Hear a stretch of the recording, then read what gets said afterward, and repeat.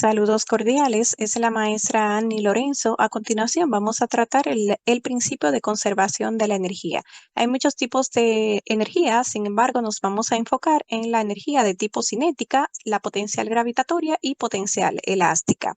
Primero, debemos tomar en cuenta que no siempre la energía se conserva. Tendemos a generalizar que la energía siempre se conserva o que la energía no se crea, no se destruye, que solo se transforma. Sin embargo, para que esto sea realidad, para que la energía siempre se conserve, pues no deben estar presentes fuerzas no conservativas, ¿de acuerdo? Entonces debemos diferenciar qué son las fuerzas conservativas y cuáles son las fuerzas no conservativas o disipativas. Por ejemplo, las fuerzas conservativas son aquellas en las que el trabajo no depende de la trayectoria, mientras que las fuerzas no conservativas o disipativas son aquellas en las que sí depende de la trayectoria. Las fuerzas conservativas son aquellas en las que el trabajo total realizado, por ejemplo, en un viaje redondo de ida y vuelta, es igual a cero. Mientras que en las fuerzas no conservativas, el trabajo total en un viaje de ida y vuelta, pues no nos da igual a cero. Ejemplos de las fuerzas conservativas son la fuerza gravitacional, como el peso, y la fuerza elástica, mientras que como ejemplo de la fuerza no conservativa está la fuerza de fricción o rozamiento. Vamos a analizar por qué en la fuerza no conservativa, pues el trabajo sí depende de la trayectoria. Por ejemplo, considerando la fuerza de fricción, que es una fuerza no conservativa o disipativa, tomando como referencia, pues si la fuerza de fricción tiene una magnitud de 3 newton. Entonces vamos a considerar el caso de que un trabajo se realiza desde este punto 1 hasta el punto 2. Por ejemplo, vamos a analizar cuál sería el trabajo ejercido por la fricción si se realiza una trayectoria desde el punto 1 al punto 2 yéndose por este trayecto nombrado C, o si por el contrario para ir del punto 1 o al punto 2 primero se realiza un trayecto en el que se va a el lado acá nombrado como A y luego entonces se sigue al lado nombrado como B para llegar al punto 2. Entonces, por ejemplo, tendremos que el trabajo realizado por la fricción, si en el trayecto del 1 al 2 solamente va hacia este lado que nombramos como C, pues tenemos que el trabajo realizado por la fricción va a ser igual a la magnitud de la fricción por la magnitud del desplazamiento por el coseno del ángulo que forma la fricción por el desplazamiento en este trayecto. De este modo vemos que, por ejemplo, acá el desplazamiento en el lado C, vemos que está indicado por esta flecha azul, mientras que la fricción, como se opone al movimiento, pues estaría indicado hacia abajo con esta flecha verde. Entonces, como vemos que son antiparalelos, pues ambos forman un ángulo de 180 grados, siendo el coseno de 180 menos 1, por lo que tendremos 3 por 5 por menos 1 igual a menos 15 joules. Sin embargo, ahora vamos a analizar por separado cuál sería el trabajo en el trayecto acá nombrado como A más el trayecto nombrado como B. Por ejemplo, vamos a primero evaluar cuál sería el trabajo en el trayecto nombrado A.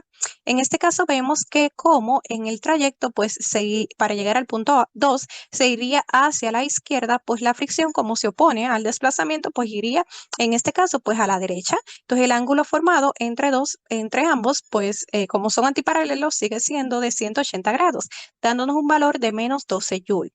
Ahora si analizamos cuál sería el trabajo realizado acá en el trayecto nombrado como B, pues tendremos que de igual manera acá el sentido es contrario. Por ejemplo, si se desplaza hacia arriba, pues la fricción iría hacia abajo. Siempre la fricción se opone al movimiento o desplazamiento, por lo que forma también un ángulo de 180 grados. Pero en este caso, con un desplazamiento de magnitud de 3 metros, pues nos da un trabajo de menos 9 joules.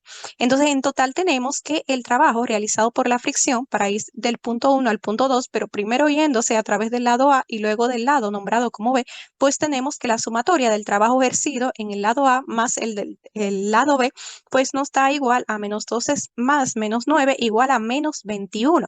Entonces, con esto vemos que el trabajo es realizado en el lado C, yendo del punto 1 al punto 2 por este trayecto, pues no da igual a irse del punto 1 al punto 2, primero por el trayecto acá hacia la izquierda y luego acá en el lado B hacia arriba. Vemos que nos dio en un caso menos 15 y el otro nos dio menos 21, por lo que vemos que el trabajo de esa fuerza no conservativa pues sí depende de la trayectoria seguida. Sin embargo, vamos ahora a analizar qué sucedería pues con el trabajo por una fuerza que sí es conservativa. Vamos a analizar si la trayectoria importa. Para esto vamos a considerar el trabajo ejercido por una fuerza conservativa, que es la fuerza gravitacional, el peso. En este caso también vamos a darle una magnitud de 3 newton.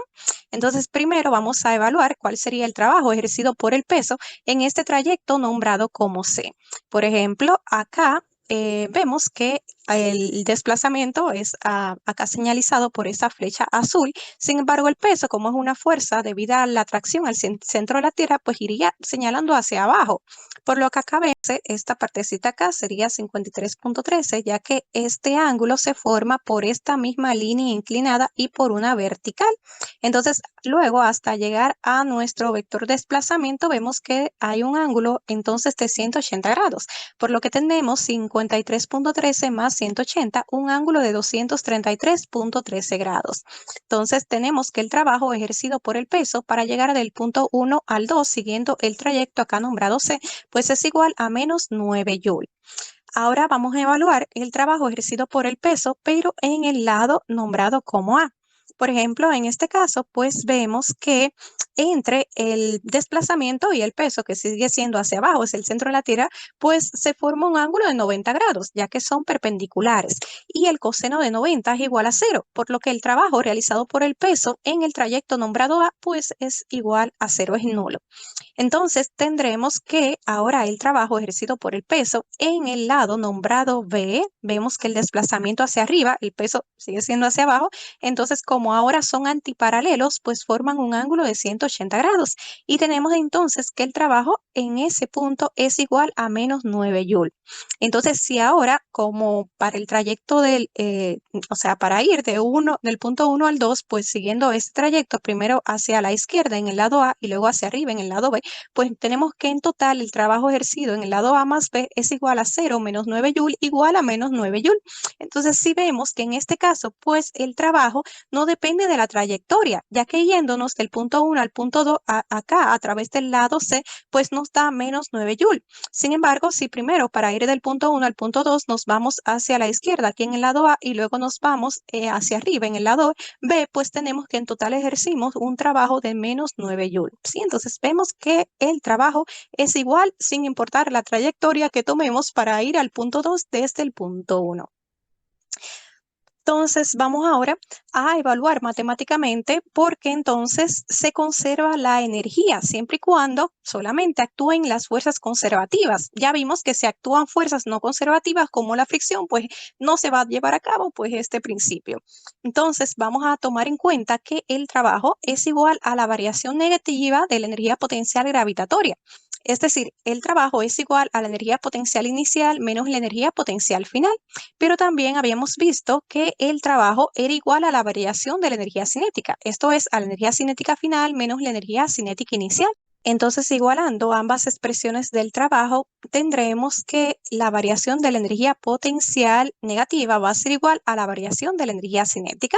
Por ejemplo, podemos reordenar los términos para llevar todo lo inicial, lo del punto 1 al lado izquierdo.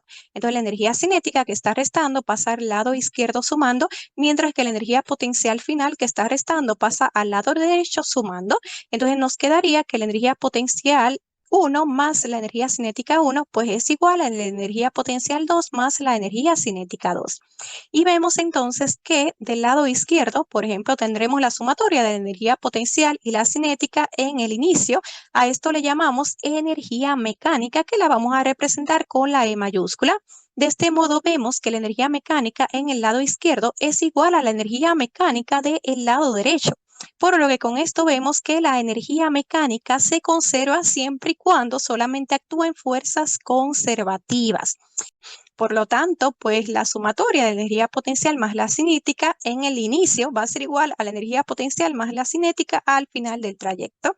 También podremos entonces considerar lo siguiente. Por ejemplo, en un sistema donde la energía potencial es totalmente pues energía potencial gravitatoria, pues sustituyendo tendremos que la energía potencial gravitatoria inicial más la energía cinética inicial pues es igual a la energía potencial gravitatoria final más la energía cinética final. De igual manera, pues en un sistema donde la energía potencial es totalmente, pues, energía potencial elástica, pues tendremos que la energía potencial elástica inicial más la energía cinética inicial es igual a la energía potencial elástica final más la energía cinética final. También puede considerarse la ecuación en la cual la energía potencial puede ser tanto energía potencial gravitatoria como energía potencial elástica. En este caso, pues aquí podríamos agregar la energía potencial elástica inicial y del lado derecho podríamos agregar más la energía potencial elástica final. Por eso siempre es conveniente, pues primero representar la energía potencial total en el sistema, tanto al inicio como al final, y pues luego hacer la sustitución en nuestra ecuación. Ahora veamos este ejercicio 1, donde una muchacha se desliza por un tobogán de un parque acuático. Si parte del reposo en el punto A y la altura del tobogán en este punto es 3 metros, ¿con qué velocidad llegará a la piscina donde termina el tobogán? Desprecie el rozamiento y consideremos la aceleración de la gravedad como 10 metros por segundo al cuadrado. Entonces, por ejemplo, hasta acá es la altura de 3 metros y vamos a tener los datos donde la velocidad inicial, es decir, en el punto A, es igual a 0, porque nos dice que parte del reposo. Aquí también en el punto A, pues tenemos que la altura es de 3 metros y nos solicitan pues la velocidad acá cuando termina el tobogán, es decir, acá sería la velocidad en el punto B, y tenemos entonces que en el punto B, donde vamos a comenzar a contar la altura, pues la altura es igual a 0. Recordemos que la altura es un punto referencial, por lo que podemos poner el 0 pues a nuestra conveniencia. Claro, en este caso, pues a partir de acá es que se cuenta la altura del tobogán, por la que como comenzamos a contar la altura desde aquí, pues podemos decir que sí, que la altura en ese punto pues es igual a 0. Entonces debemos tomar en cuenta que como no actúan fuerzas no conservativas, por ejemplo acá se estaba despreciando el rozamiento o la fricción, pues se cumple la conservación de la energía, es decir, que la energía mecánica se conserva. Por lo tanto, tenemos que la energía potencial al inicio, es decir, en el punto A más la cinética en el punto A, es igual a la energía potencial en el punto B más la cinética en el punto B. Como acá la energía potencial es puramente energía potencial gravitatoria, no vemos ningún cuerpo elástico, pues vamos a sustituir la energía potencial por la energía potencial gravitatoria. De igual manera, la cinética, pues por la energía cinética acá en el punto A y acá en el punto B. Ahora bien, podemos analizar que, por ejemplo, en el punto A, como la muchacha partió del reposo, pues no tiene velocidad en el punto A y por lo tanto, pues la energía cinética en el punto A es igual a 0. De igual manera, pues en el punto B vemos que la altura es 0, por lo que si la altura es 0, pues la energía potencial gravitatoria en el punto B también va a ser igual a 0. Quedándonos entonces que del lado izquierdo tenemos la masa por la gravedad por la altura A y del lado derecho un medio de la masa por la velocidad en v al cuadrado. Entonces, de esta manera podemos despejar la rapidez en v al cuadrado. Acá como el 2 se está dividiendo, pasa para el lado izquierdo multiplicando y la masa que está multiplicando pasa para el lado izquierdo dividiendo. Entonces tendremos que la rapidez en v al cuadrado es igual a 2 por la masa, por la gravedad, por la altura en el punto A entre la masa. Como vamos a dividir masa entre masa, acá considerando que la masa de la muchacha es la misma, pues entonces podemos tacharlo ya que nos daría igual a 1. Entonces tendremos que la rapidez en el punto B al cuadrado es igual a 2 veces la gravedad por la altura en el punto A. Despejando finalmente, la rapidez en el punto B nos daría igual a la raíz de 2 veces la gravedad por la altura en el punto A. Por lo que ya podemos obtener la rapidez en el punto B, pues sustituyendo, donde nos daría la raíz de 2 por la aceleración de la gravedad 10 metros por segundo al cuadrado por la altura en el punto A, que es 3 metros. Entonces, dándonos un valor de la rapidez en el punto B de 7.7 metros por segundo. Veamos ahora en un segundo ejercicio donde se nos indica que una masa de 1 kilogramo se encuentra sobre una mesa lisa y mantiene comprimido 0.05 metros un resorte cuya constante elástica es de 25 newton por metro. Entonces nos preguntan cuánto vale la energía mecánica total. Vemos acá en nuestra figura que efectivamente pues el bloque está comprimiendo un resorte hasta una compresión de 0.05 metros y en ese momento pues el bloque se encuentra en reposo, por lo que la velocidad inicial del mismo es igual a 0. Luego ya vemos que el resorte pues recupera su forma original y pues ya el bloque adquiere una velocidad. Pero ¿qué sucede? Que como nos preguntan la energía mecánica total, recordemos que si no hay fuerzas no conservativas, por ejemplo acá la superficie o la mesa está lisa, por lo que no se está considerando fuerza de fricción o rozamiento, pues entonces la energía mecánica total se conserva. Por lo que tendremos que la energía mecánica al inicio pues va a ser igual a la energía mecánica que tenga al final del sistema. Entonces en este caso podemos considerar pues la energía mecánica al inicio. Por ejemplo, va a ser entonces igual a la energía potencial inicial más la energía cinética inicial. En nuestros datos, pues además de la masa del bloque, que la vemos acá claramente, y la deformación y la constante, pues estamos considerando pues que al inicio el bloque está en reposo cuando el resorte está comprimido. Entonces, esto nos quiere decir que si el bloque está en reposo, pues no tenemos energía cinética inicial, ya que la energía cinética depende de la rapidez inicial. O sea, si este es cero, pues tampoco va a haber energía cinética. Entonces tendremos que la energía mecánica va a ser igual a la energía potencial elástica. Fíjense que acá es sustituir directamente la energía potencial por la energía potencial elástica, ya que como el bloque en todo momento pues se encuentra en el suelo a una altura cero, pues no tiene energía potencial gravitatoria. Entonces, de este modo tenemos que la energía mecánica va a ser igual a un medio de la constante del resorte, 25 newtons sobre metro, por la deformación al estar comprimido de 0.050 metros al cuadrado, dándonos un valor de 0.031 joule. De este modo vemos que al momento acá, mientras el resorte está comprimido y el bloque está en reposo, pues la energía mecánica es totalmente de tipo elástica por la compresión que tiene el resorte. Entonces luego vemos que si se suelta el bloque y ya el resorte recupera su forma original, pues entonces si el resorte no está deformado en esta segunda ocasión, pues el resorte no puede almacenar energía potencial elástica. Sin embargo, ahora vemos que sí el bloque adquiere una rapidez, por lo tanto adquiere una energía cinética. Con esto vemos que en el punto 2 pues sucede lo inverso, la energía potencial elástica es la que sería cero y toda la energía sería entonces de tipo cinética. Como ya sabemos que la energía en este caso se conserva, pues toda esta energía potencial elástica va a ser igual a la energía cinética, por lo que ya sabemos que en el segundo caso, pues la energía cinética sería 0.031 joule, ya que como no hay fuerzas no conservativas, pues la energía mecánica se conserva.